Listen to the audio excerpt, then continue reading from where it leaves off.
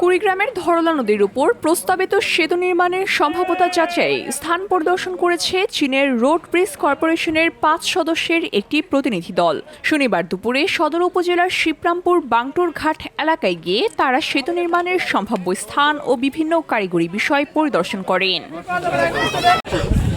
জানা গেছে, সদর উপজেলার শিবরাম বাংটুর ঘাট এলাকায় ধরলা নদীর উপর প্রায় ১,৭৫০ মিটার দীর্ঘ একটি সেতু নির্মাণের প্রস্তাবনা দিয়েছে এলজিইডি। দীর্ঘদিন ধরে ধরলা নদীর কারণে বিচ্ছিন্ন ফুলবাড়ী, নাগেশ্বরী ও ভুরুঙ্গামারী উপজেলার মানুষের দাবির প্রেক্ষিতে এই উদ্যোগ নেওয়া হয়েছে।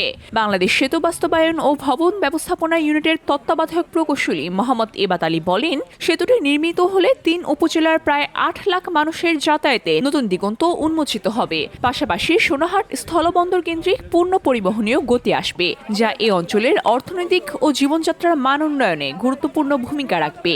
তিনি আরও জানান, ঈদের পর একটি স্টাডি টিম এসে সেতু নির্মাণের সম্ভাব্যতা ও এর সার্বিক সুবিধা নিয়ে কাজ করবে।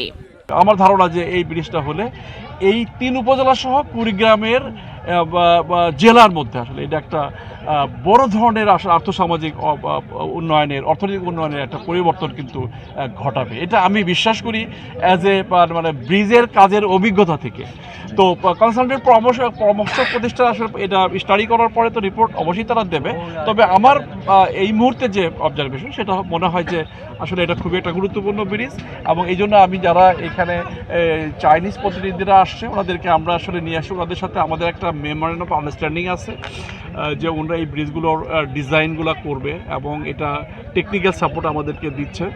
চীনা রোড ব্রিজ কর্পোরেশনের প্রধান প্রকৌশলী জাইয়া সাইনের নেতৃত্বে প্রতিনিধি দলে ছিলেন বিজনেস ম্যানেজার ইউ জিগিং, marketing manager Wang Jing Wei, designing engineer Pengtao এবং অ্যাসিস্ট্যান্ট ইঞ্জিনিয়ার সান্তোনো। এছাড়া পরিদর্শনকালে আরও উপস্থিত ছিলেন বাংলাদেশ সেতু বাস্তবায়ন ও ভবন ব্যবস্থাপনা ইউনিটের তত্ত্বাবধায়ক প্রকৌশলী মোহাম্মদ এবাত আলী, কুড়িগ্রাম এলজিইডির নির্বাহী প্রকৌশলী মোহাম্মদ সাইফুল ইসলাম, জেলা বিএনপির আহ্বায়ক মুস্তাফিজুর রহমান মুস্তফা, যুগ্ম আহ্বায়ক হাসিবুর রহমান হাসিব সহ স্থানীয় জনপ্রতিনিধি ও রাজনৈতিক নেতাকর্মীরা।